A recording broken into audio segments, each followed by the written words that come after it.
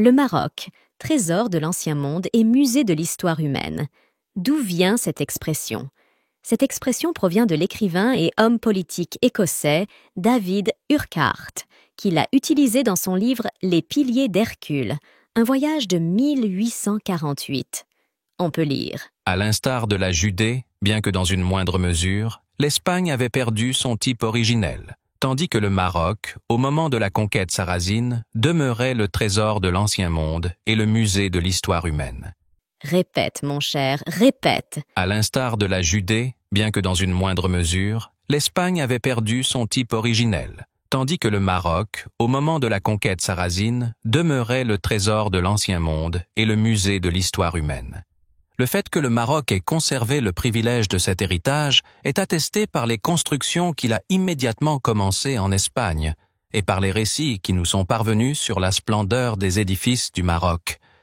Il était impossible de contempler quotidiennement ces objets sans se rendre compte que le Maroc, d'où provenaient les peuples ayant édifié les grands monuments en Espagne, avait été le berceau du style gothique.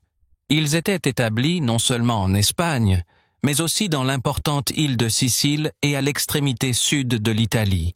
Ces régions furent conquises à une période précoce par les Normands, sous lesquels ils continuèrent à travailler pendant environ un demi-siècle, construisant pour eux des chapelles, des églises, des palais et des cathédrales. C'est sublime. Ils possèdent une forme d'habitation comprenant une cour ouverte et carrelée, des poutres de cèdre peintes en vermillon, de hautes arches et des colonnes serrées, des sculptures en bois, des ornements muraux, des motifs colorés, des portes, des fenêtres, des supports, des écuries, des cuisines, des entrepôts, des latrines et des pierres tombales.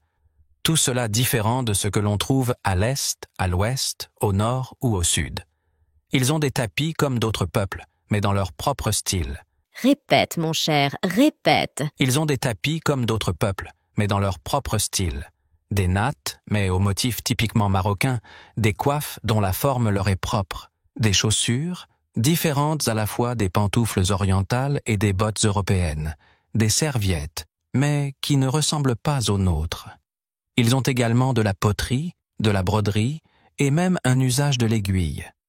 Bien qu'ils utilisent les mêmes lettres que les Perses et les Turcs, les Marocains ont développé un jeu d'outils de calligraphie qui leur est entièrement propre. Ils ont un plat national.